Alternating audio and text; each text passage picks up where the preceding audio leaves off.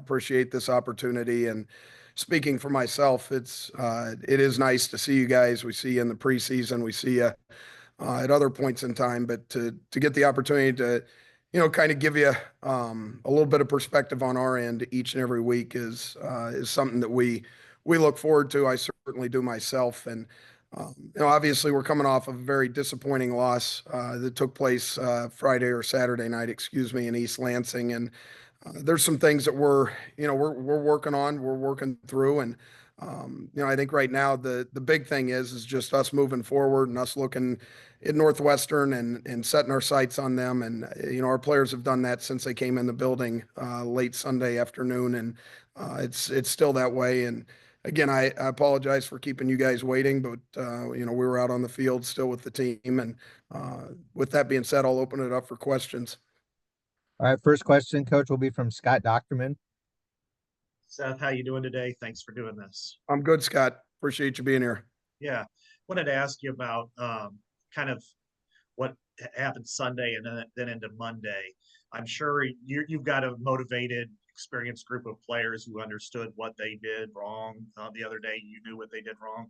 What was the film session like? Because I'm sure that there was the fundamentals and things that were kind of an aberration that kind of broke down on Saturday night. And how did they take that to the field on Monday, trying to get better and learn from what they just did on Saturday night?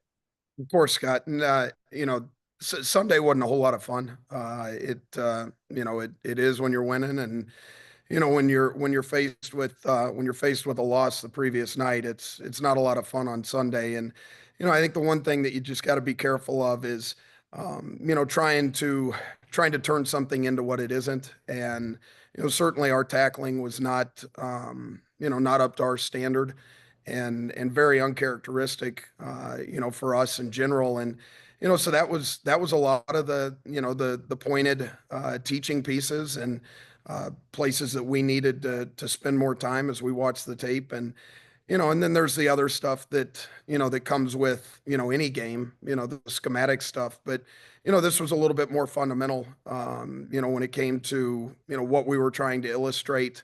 Our players saw it. It wasn't like anything that that we haven't talked about or anything that they haven't done prior to. It's just a matter of the inconsistency there, and us being a little bit uncharacteristic in regards to what it was that that showed up last Saturday night. John Steppe. Hi, Seth. I appreciate you taking the time. Hope you're doing well. I think it was 32 consecutive games where you kept opponents under 400 yards, and now two of the last three have been over 400. Kind of what gives you optimism that this is kind of a short-term kind of blip on the radar and not kind of a long-term kind of warning sign for this defense? Yeah, John, I think it's you do have to be cautious, and there's plenty of stats out there, and the one that the streak that we had going under 400 yards is certainly something that's been publicized and gotten a lot of attention. And here we are 3 games beyond that, and we're we're in a situation where I think you got to remind yourself that we have played real good football defensively, and we have tackled well. And I'll deviate from this slightly just to talk about the tackling. It wasn't until it was brought to my attention yesterday, and from somebody that didn't watch our game, somebody that's in college football, somebody that coaches on a different staff, had sent me a screenshot, just randomly.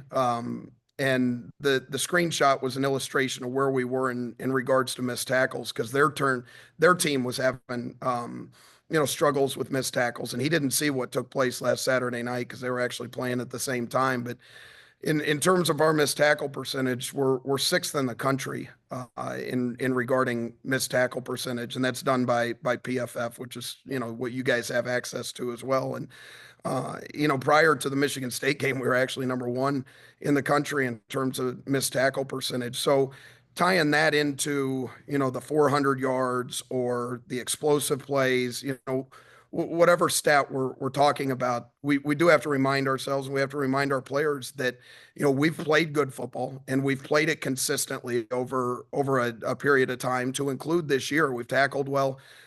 So we just, we have to remind ourselves, what we are currently and what we've been, and we've got to find a way to get back there. And I think that's more than anything, regarding any of those stats, is, just reminding the players that, we've been there. How do we get back there? And that's the illustrations that show up on Sunday, with the team that Scott had mentioned. Tom Kakert. Hey, Seth, maybe something a little more about future than present, but you had 3 really good freshman linebackers join you this year. We haven't seen them. I'm just curious how they're developing, and from your perspective, what have you seen from them?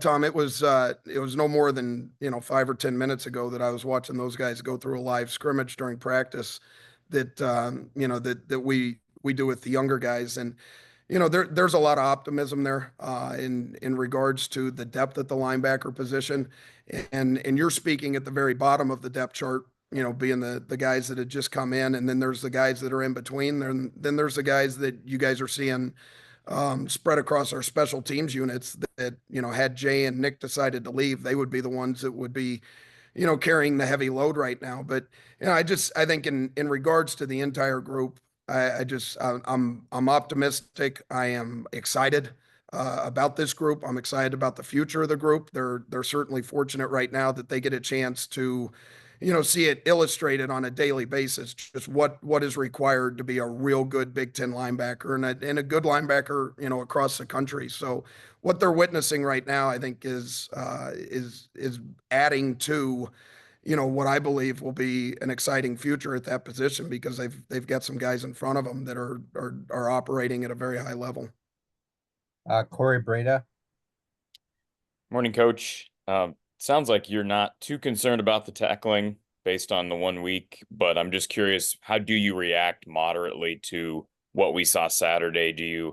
Have you guys taken any different approach to like certain drills? Have you instituted anything different at this point, or is it more of a, like, kind of what John said earlier, kind of a blip on the radar?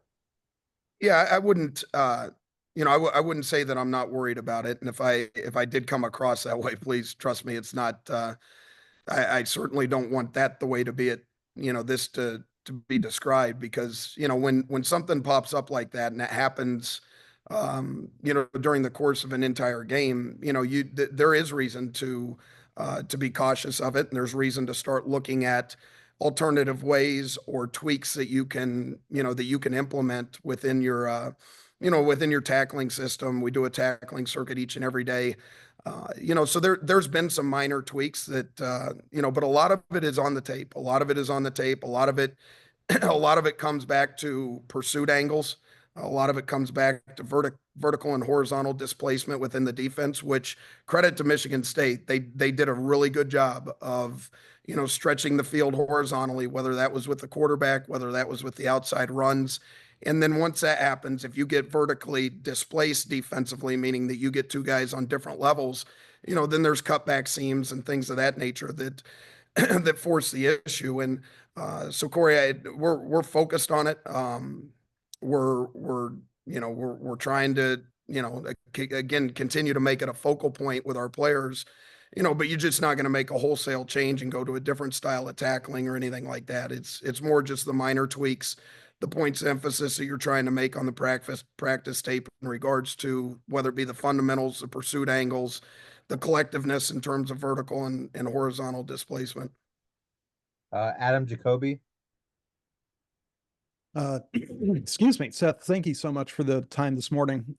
So one of the things that we heard from Jay after the game was that he didn't believe that he had played well enough and wasn't putting his teammates in good enough position to succeed. Would you agree with that assessment from him? And I guess, what did you want to see different? Well, Adam, I would agree with him, because I'm not, I would agree with him because those are his words, and that's his emotion. That's how he felt shortly after the game. And I think, going back and looking at the tape, I think I think there's indicators of where the play could have been better. I think there's indicators of where the play was pretty good on his part. But, Jay's at this point in his career where I think he's putting a lot from an emotional standpoint on his own shoulders. And I think that's probably what you heard a lot of. But, I think there's many guys, those that didn't get a chance to talk to you guys on Saturday evening, that probably would have said the same thing. A lot of the guys in the room probably felt that way. And that's, that's where it should be. Those words are real. Those words that came from Jay are, he's speaking to a standard. He's speaking to a standard of play, he's speaking to a standard of, what we're working for in terms of the result. And then he's certainly speaking to a standard in which, we measure tackling. And, I think that's probably what you got from him. And I think it's what you would have gotten from a lot of our other guys that were on that field on Saturday night. Thanks. Chad Leistico. Hey, Seth, good to have you here. So your scoring defense is the worst, on pace to be the worst since 2017. Total defense worst since 2017. Passing defense is on pace to be the worst since 2010. So I'm just curious, since you've been here since at least 17, what is different about this? What do you see that's different about this defense that maybe those defenses did have?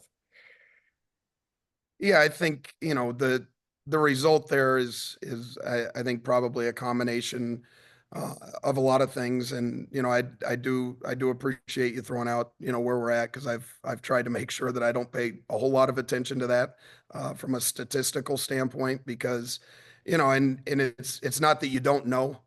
You're pretty sure, where you're at when it comes to defensive play, especially at this point in the season. But, there's been big plays. There's been, situational stuff that we have not, we haven't executed up to our standard. And so the execution, much like the tackling, a lot of that stuff has to increase. It's got to get better. And, it's certainly, things that we are focused on. And, and then credit some of our opponents too. Like, I don't want to put it all, I don't want to put it all in one area. We've played some good teams. We've played some teams that have posed some issues for us. And it's on our end, in the last 5 games here, to make sure that we correct what has been hurting us, pay attention to what our deficiencies are, be hyper aware of it, and then, keep trying to put a plan together to move forward based on who we are as a team right now and what it is that has given us troubles. David Eichholt. Hey, Seth, always appreciate the time, so thank you for it. I asked Kirk yesterday and a couple of your players about if it's a skill to be able to be brutally honest when you're evaluating tape. I know you have a lot of leadership in your linebacker room and a lot of experienced guys, but would you agree with that assessment that's a skill? And can you kind of talk through the process of a player really learning how to be self-aware? Is it a culture thing? Is it being coached into it? Do they have when they get to campus? I'm just kind of curious about your insight. Yeah, I think, maturity also, in my opinion, plays a huge role in being self-aware. And, experience certainly plays a huge role in being self-aware. And, I think it's something that's grown. I think it's something that you're matured into. You certainly need, plenty of opportunities to be humbled, before you start being hyper aware of yourself and, and us collectively as a defense. But, I have some guys in my room that right now, and to include, guys that aren't Jay Higgins or Nick Jackson, that I also believe are self-aware on a very high level, and can be told some things, be shown some things where, it does get pretty personal. It does get pinpointed. But I think the whole self-awareness thing, it comes with time. It comes with experience. It comes with being humbled, whether it be in practice or in games. And then I think that has grown from there. I mean, there were some examples of that the other night where we had some young guys that, my guess is their self-awareness because of, some things that took place on Saturday night, their self-awareness will grow because of that, because there were some issues or deficiencies that, will mature somebody to become a little bit more self-aware of themselves. And then, obviously us as a defense as a whole. Tyler Tashman. Hey Seth, I hope you're doing well. As I understand it, you were part of part of recruiting Jamari Harris. I know it's been a little while since that whole process, but what all do you just remember about that and trying to get him to Iowa? Yeah, Jamari came from Montini Catholic, which we've recruited the school, for years, and I have for the time that I've had the area of Chicago, so for the past 8 years or so. And Jamari was a young man that, at the time it was late in the process, and Jamari had some FCS offers, and I had a chance to go into the school. Coach Bukowski, who's still at the school as a head coach, is a good friend of mine, and somebody that we trust, somebody that's been there for a long period of time, so we know what we're getting when it comes to his players. And he and I had spoken about Jamari. I think Jamari had just maybe returned from North Dakota State. I was actually in the gymnasium that day with David Braun. David was there hoping that that Jamari would stick to his decision to go to North Dakota State, or at least they were the front runner at the time. And the two of us sat there and watched basketball practice. And, the one thing that stood out to me with Jamari was he was the first one in, he was the first one out. And when I say the first one in, he beat everybody else in there by probably 30 minutes and had his own routine. It seemed like it was, it wasn't something that was orchestrated that day. Like he was, he had a 30-minute routine where he was going through all of his stuff that he had and that he wanted to do. And, just sat there and watched it, and then, had the opportunity to speak with him further. And, that's kind of how it all happened. It wasn't like we were fighting against a bunch of other teams, on our level. We were just looking for a guy that had some length, guy that was coming from a good school, guy that had been coached hard, guy that had a chip on his shoulder. And, we got plenty of those stories, and Jamari's a great example of it. And from the second that he's been here, he's certainly mature beyond his years. And I'm sure you guys can attest to that just in your conversations with him. But he's grown since he's been here. He's stuck with it. He's matured. He's developed. And I think right now we're seeing a lot of what much like Jay Higgins, much of what Jamari's put into this, and now he's getting out of it. All right, final three questions, Seth. John Steppies first. You were mentioning earlier the guys who would be starting if Jay, Nick, and Kyler left and then didn't come back. Kind of what have you seen from them lately in terms of their development, and how ready are they if kind of for whatever reason they needed to step in, kind of in game? Yeah, I would say on my end that I would say that they're ready. You certainly don't know until you actually have to go in there, and in the situations, the situation they're being faced with is much different than going in at the end of the game versus Washington or something like that. Like if they had to go in there, then you'd find out pretty quick, how ready they are. But, the body of work that I have to go off of is what we see in practice. And, their investment in practice, their investment in the meetings, their investment in all that is asked of them, outside of this building in terms of their opponent prep has given me the confidence that if that time came, that that they would all be ready for the challenge. And then you'd end up looking at it the following day and figure out exactly how ready they were, and you'd go from there. But everything they've done up to this point, John, has led me to believe that they would welcome that challenge. They certainly, it's not like they get to sit on the sideline and ponder about that, because they're in there on all of our special teams units, and they're scattered throughout it. So, they've got a lot going on their plate when it comes to game day outside of defensive football. But everything that I see Monday or Sunday through Friday has given me the confidence that they can go out there and perform. Scott. No, a couple of years ago, you seemed to be kind of excited when you were able to give Jay an opportunity to kind of take the reins in the spring when Jack and Seth were out with injuries, and he kind of filled that leadership vacuum that you were looking for. And then, of course, he seems to have done that since then, immensely. What is it about him that makes him tick mentally, that puts him in those positions, not only lead, but also to execute on the field?